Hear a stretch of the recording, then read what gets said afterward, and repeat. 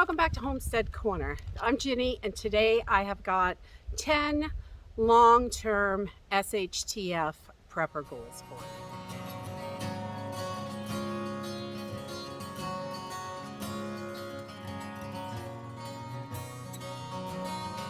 So today I just wanted to talk a little bit about goals, having these goals, and something to work towards. Definitely. In the case of a long-term SHTF situation, we are going to need more skills, more things that we can do ourselves to be more sustainable.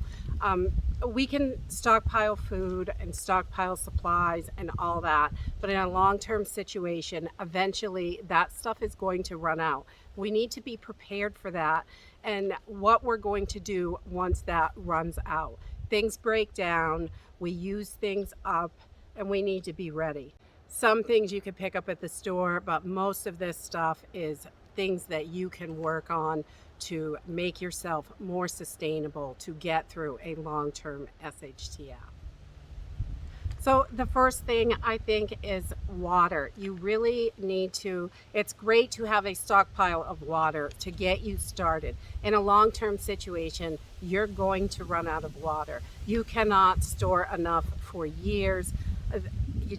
We don't have the capacity in our homes and places that we can store water for really, really long term. And filters are another great thing to have on hand, but eventually in a long-term situation, filters run out. You can have a whole bunch of them, but they're probably not going to last you forever.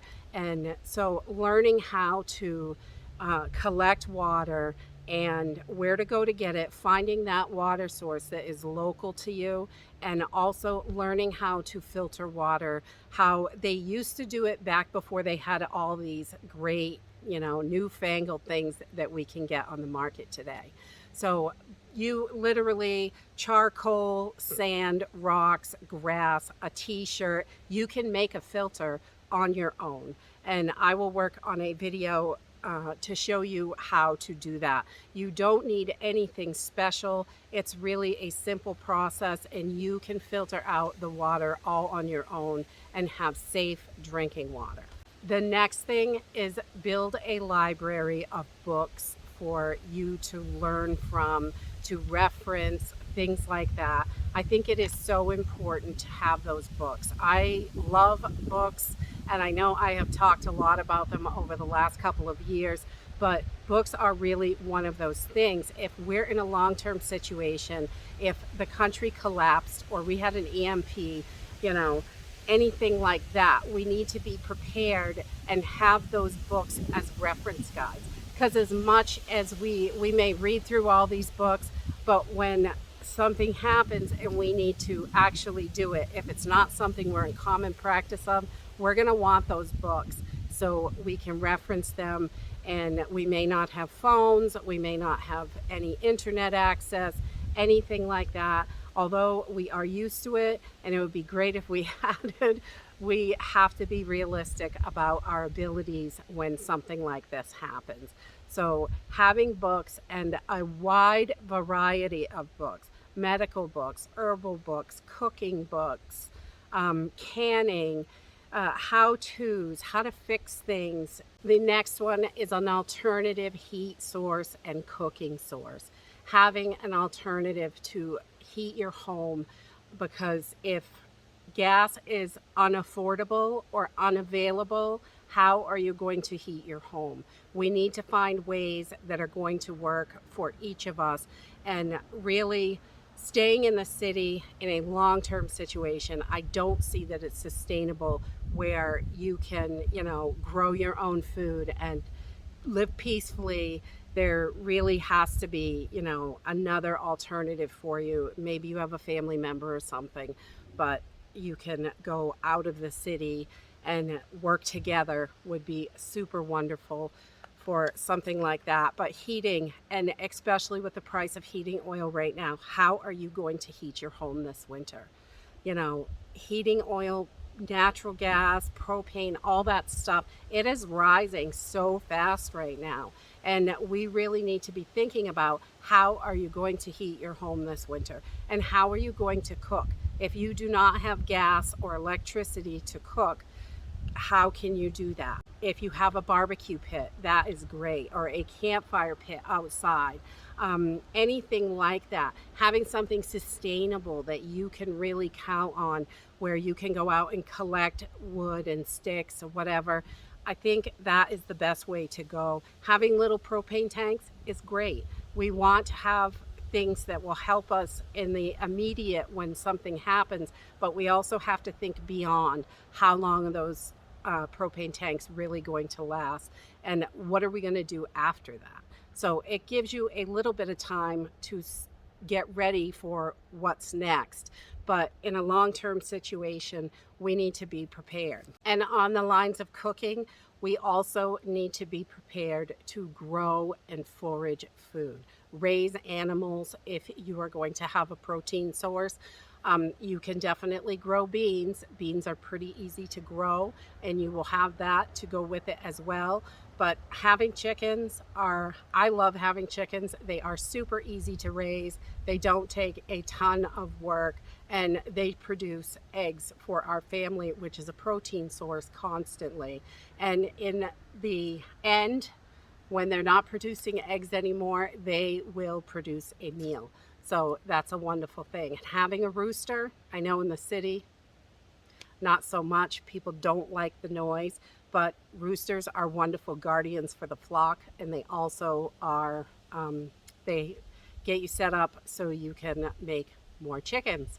And so having roosters is an important thing once you are looking at sustainability of raising those chickens. The next thing that I think is a really great goal to have is having a good stock of medical supplies. First aid supplies, medication, anything like that that your family needs. And in the future, medications, unfortunately, in a long-term situation, they're going to run out. And back to the foraging and books and things like that, herbs are wonderful. That's what they used before we had all this modern medicine. And a lot of medication today stems from herbal medications that they used to make. And so we need to learn those skills and what is around us that we can use. Like knowing that garlic is an antibiotic is wonderful. Having modern antibiotics is great. You know, I think everybody should have some in their stockpile. It's great to get started in a long-term situation, but they will run out.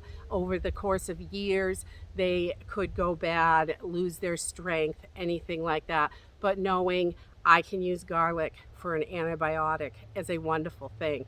There is, you know, you can use flowers from the mullein plant and have a pain medication you can make with it. Wild lettuce is another one that you could learn about and use for pain medication. There are lots and lots of stuff that just grows around you. A lot of people think they're weeds, but they are natural medicines, and they are great to have the knowledge of where to get this, how to use it, how to make a tincture. Tinctures are super easy to make, and there are all sorts of things that you can do with this stuff. Making comfrey salves for pain, and you know, making calendula salves for dry skin, just to help you. There's lots we can do and lots we can learn to help our families get through long-term situations. Having an alternative energy source also can be super helpful. Unfortunately, solar panels and generators, batteries, they all run out over time. In a long-term situation, it'll get you through for a couple of years, but it is not going to be sustainable in a long-term situation. The next thing is clothing. Having a good supply of clothing, and having summer clothes and winter clothes and things, you know, extras to keep you warm, extra blankets, extra everything. It's stuff wears out over time. Learning how to repair and stitch and fix your clothing is super important. but eventually they're going to run out. And you can take your old clothes and make a pattern for new clothes. You could do that definitely, and just, outline it and sew it. And they may not be perfect, but we will have what we have. In a long-term situation, we've got to be creative and look at different ways. Along with clothing, we're also going to want to think about baby products and feminine hygiene. Those are two other things that we really need to look at. In a long-term situation, babies are going to be born. Babies are going to grow. They're going to keep coming. So we have to be realistic about that. Having extra cloth diapers, learning how to make those cloth diapers is a wonderful skill to have. You may not need them for yourself, but you may have a relative or a friend that could really use your help. So also feminine hygiene products. There are all kinds of patterns on Pinterest, so you can just stitch up some quick reusable menstrual pads and things like that for women and young girls. So being able to make those or have them on hand is great. I personally love the disposable stuff. I think everybody does. It's great, but in a long-term situation, it's going to run out. I like to keep a huge supply of lighters because they're simple and easy, but eventually they're going to run out. I also keep a large supply of matches. Matches are wonderful as well. In a long-term situation, we really have to be thinking about long-term, what do we do next? How are we going to get there next? Luckily, I've got a lot of matches and lighters.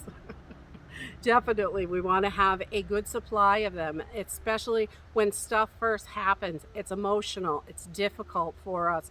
We are going to have to change.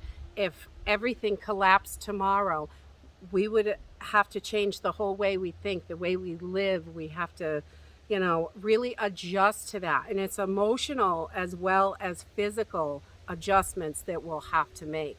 So having these things stocked up is wonderful, but then being realistic about we're going to have to move past this eventually because it will run out is the next step. The next thing I think is really important is having a bug out location, especially for those in the city. It can become extremely dangerous if there is no food on the shelves for people to buy, or if food is so expensive that they cannot buy it. They are going to look for food. Whether you have it stocked up or your neighbor does, they're going to want it and they're going to come for it, unfortunately.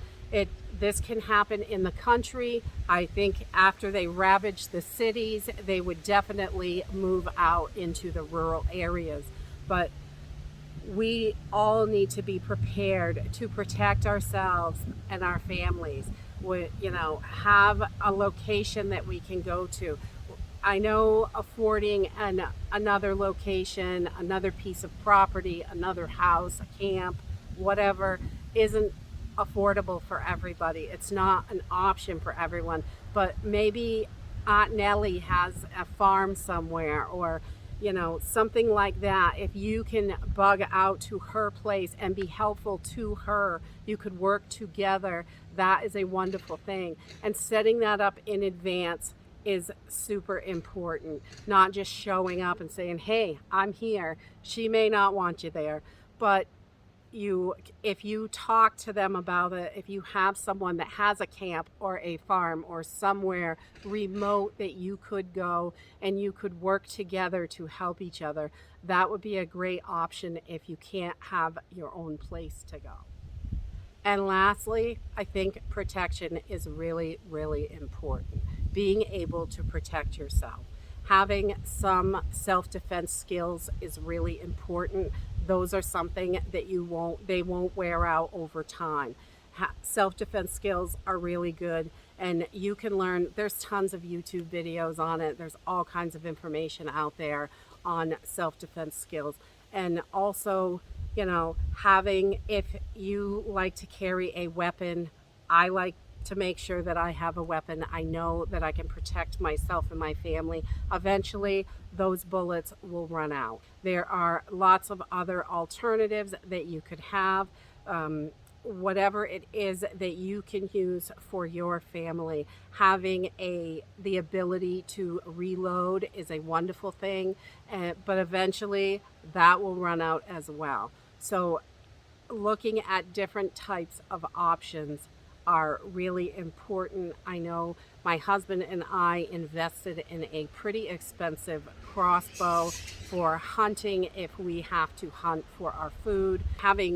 We have guns and things like that. We have rifles, we can go hunting, but when those run out, we have a crossbow. We can hunt with a bow, and sometimes it's better to use a bow because it's quiet. Nobody's going to hear where it's coming from. There are different alternatives, and I think it's important to look at what is going to work for you and your family and what is sustainable long term. So that is it for my list today. I just wanted to share these things with you. Just the great for new preppers and some older preppers. Some people think about prepping and they just think, let's stockpile stuff and we'll be fine. And in a short-term situation, that will probably work. But in a long-term situation, we do have to always be thinking about, in a long term, things run out, things break down. What else can we do? And that's it for today. If you like this video, give me a thumbs up. Subscribe. I'll see you in the next video. Bye.